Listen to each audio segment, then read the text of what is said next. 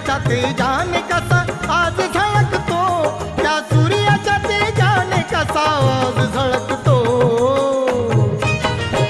तो दिल्लीचा दरबार त्या बाबा भीमामुळे, तो दिल्लीचा दरबार त्या बाबा भीमामुळे.